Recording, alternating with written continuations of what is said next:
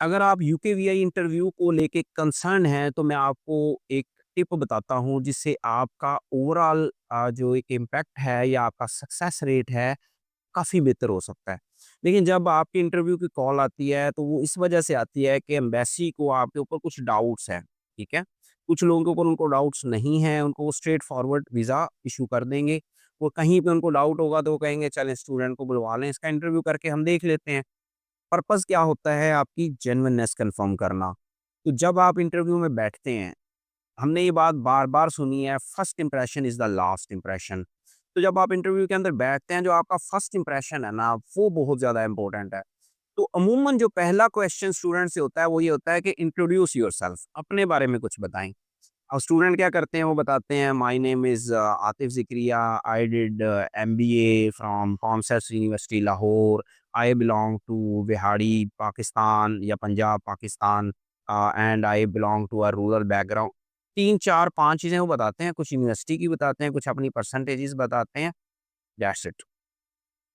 ये जो चीज़ होती है ना, ये आपका एक बैड इंप्रेशन क्रिएट करती है। तो एक यहाँ पे टिप नोट कर लें कि जब भी आप अपना इंट्रोडक्शन करवाएँ, तो उसके 3 पार्ट्स होने चाहिए, ठीक है? नंबर 1 कि आप कौन हैं, आपने क्या किया हुआ अभी तक?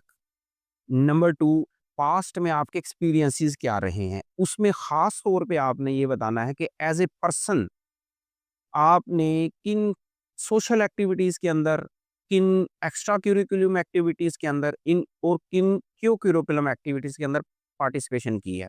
सिर्फ़ मार्क्स जो है ना, वो आपकी पर्सनैलिटी की ट्रू रिफ्लेक्शन नहीं होते, बल्कि आपको हमेशा अपनी जो ह्यूमन साइड है, उसको हाइलाइट करना चाहिए। क्योंकि जो गोरा है ना, ये इस चीज़ को बहुत पसंद करता है कि आपने कुछ सोशल एक्टिविटीज़ की है, वुमन एम्पावरमेंट, चाइल्ड लेबर को लेके कर लें या पॉवर्टी को लेके आप कुछ कर लें।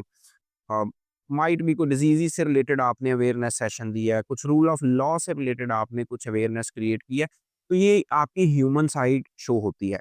इसी तरीके से आपने कॉलेज या यूनिवर्सिटी के अंदर डिबेट कॉम्पिटिशन में पार्टिसिपेट किया है, स्पोर्ट्स कॉम्पिटिशन के अंदर पार्टिसिपेट किया है, स्टूडेंट की कोई कम्युनिटीज़ थी, वहाँ पे आपने पार्टिसिपेट किया है, अपनी यूनिवर्सिटी या कॉलेज को डिफरेंट प्लेसेस के ऊपर रिप्रेज़ेंट किया है ड्यू टू थ्रू एनी वे।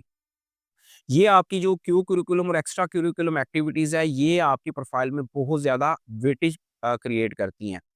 और इसके साथ-साथ आपने यहीं से ही जो अगला प्रोग्राम आप करने जा रहे हैं यूके में मास्टर्स है या बैचलर है, उसकी रीज़न क्या है? वो इंस्पिरेशन आपको कहाँ से आई? वो थॉट कहाँ से पैदा हुई आपके माइंड में कि यार मैं यूके चलता हूँ, ये डिग्री जाके करूँगा। कहीं न कहीं उसके रूट्स जो है वो आप अपने सराउंडिंग के अंदर अपने पास्ट में उसको कनेक्ट करें।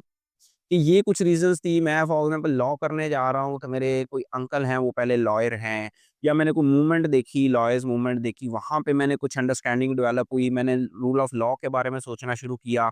मैंने अपने सराउंडिंग में इनजस्टिस देखा और इनजस्टिस से मुझे इंस्पिरेशन पैदा हुई। कोई भी एग्ज़ैक्टली स्टोरी, कोई ना कोई पॉइंट आपको हाइलाइट करना पड़ेगा, जो कि मैं अपने स्टूडेंट्स की जब इंटरव्यू प्रिपरेशंस करवाता हूँ, तो हम इस तरीके से सबसे पहला काम यही करते हैं कि स्टूडेंट को बैकग्राउंड चेक के बाद उसकी एक वहाँ से इंस्पिरेशन ड्रॉ करते हैं, उसकी बेस पे आपकी पूरी स्टोरी बनती है।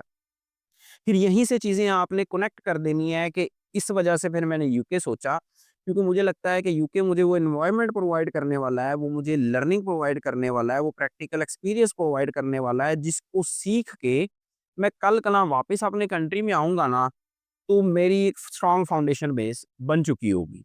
और मैं इस तरीके से वो जो मसला मुझे नज़र आता है जिससे मैं इंस्पायर हुआ हूँ, वो मसला मैं रिज़ॉल्व कर सकूँगा, मैं एक इम्पैक्ट क्रिएट कर सकूँगा, मैं कुछ चेंज प्रोड्यूस कर सकूँगा। तो इस एक इंट्रोडक्शन के अंदर आपने ओरिजिनल इंस्पिरेशन भी बता दी, अपना बैकग्राउंड भी बता दिया, अपनी past activity as a person मेरी पर्सनैलिटी क्या है वो भी बता दी, और उसको अपने फ्यूचर प्लान के साथ भी कनेक्ट कर दिया, जहाँ पे आपने बता दिया भाई मेरा यूके में स्टे करने का कोई प्लान नहीं है। ठीक है? बल्कि मैं तो इस वजह से पढ़ने जा रहा हूँ कि ये एक रीज़न है, मेरे सराउंडिंग में, मेरे मोहल्ले में, मेरे इलाके में, मेरे कंट्री को, मेरे अपने लोगों को ये सफ़रिंग्स हैं, ये प्रॉब्लम्स हैं, जिनको मैं रिज़ॉल्व करने की या सॉल्व करने की ख़्वाहिश रखता हूँ। और मैं प्रिविलेज्ड हूँ कि मेरे फादर या मेरी फैमिली मुझे सपोर्ट कर रही है, मेरे पास इतने फाइनेंसेस है कि मैं फॉरेन कंट्री में पढ़ सकता हूँ, तो पढ़ के डेफ़िनेटली मेरा प्लान है। हमने कहा भी नहीं, हमने उनको ज़ुबानी नहीं कहा कि मैंने वापस आना है, जो कि अक्सर स्टूडेंट गलती करते हैं कि पूछा जाए जी आपके प्लान्स क्या है? जी मैं तो डिग्री वापस करके वापस आ जाऊँगा।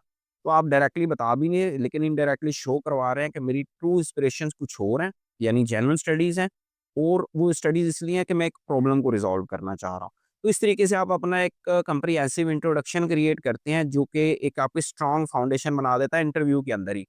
स्टार्टिंग के अंदर ही जब आप इस चीज़ को अच्छे तरीके से प्रेज़ेंट कर लेते हैं, कॉन्फिडेंस के साथ प्रेज़ेंट कर लेते हैं और वो स्ट्रॉन्ग स्टोरी होती है ना, तो इंटरव्यूअर के ऊपर एक इंप्रेशन पड़ता है कि ओके यार जिस बंदे से मैं बात कर रहा हूँ ना, वो जेन्युइन स्टूडेंट है।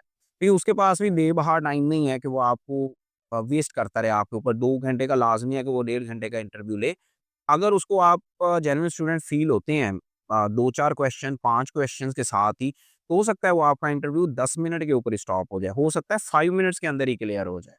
लेकिन अगर वो नहीं होगा, आप कन्फ्यूज़ होंगे, आपकी स्टोरी वीक है, आपके पास जेन्युइन आंसर नहीं है जो वो आपसे जानना चाह रहा है, तो डेफ़िनिटली इंटरव्यू आपका प्रोलॉन्ग हो जाएगा और कहीं न कहीं तो भाई आप फँसेंगे ही फँसेंगे।